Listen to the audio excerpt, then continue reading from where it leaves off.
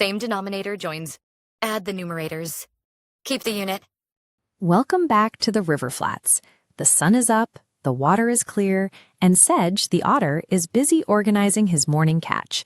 Strips of fish laid out perfectly on his favorite flat, sun-warm stone. Today, Sedge is keeping track of his portions. He uses a simple rule. When you add or subtract fractions with matching bottom numbers, you are really just counting up same-sized pieces. Curious, before we begin counting, we have to look closely at what a fraction actually is. It might look like two numbers stacked on top of each other, but it represents a physical collection. Take a look at this painted strip. It is cut into 5 equal parts. When 1/5 and 1 more fifth and 1 more fifth slide together, they form a single group. That is 1/5 plus 1/5 plus 1/5. Joined up, you have 3/5. Every fraction is built by connecting identical unit pieces like this. Because the bottom numbers match, the physical pieces are exactly the same size. To do math with them, Sedge simply joins them or separates them. Let's see what happens when Sedge joins more pieces together. This painted strip is cut into 8 equal sections, and Sedge starts with 3 shaded pieces. Then he slides 2 more shaded portions onto the exact same strip to find 3/8 plus 2/8. Notice the size of the sections. The strip is cut into 8ths. That means every single piece Sedge handles is exactly the same size as the others. To find the total, Sedge adds the counts together. He combines his 3 pieces with his 2 new pieces. 3 plus 2 equals 5, shaded pieces in total. Because the pieces are the exact same size, addition simply means counting the pieces you have collected. The bottom number, 8, stays exactly the same. The opposite is true when taking pieces away.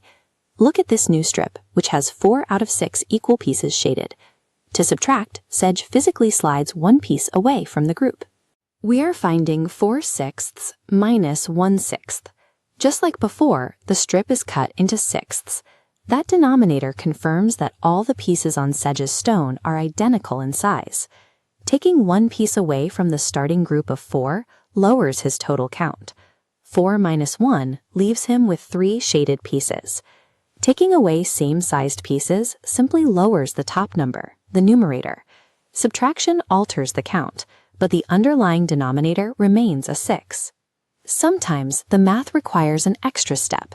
Here, Sedge has a mixed number, 3 whole strips and 1 partially shaded strip showing 1/4. From this layout, he needs to take away 1 3/4. He immediately runs into a problem. The fraction part, that single shaded 4th piece, is too small. You cannot take 3 individual 4ths away from 1.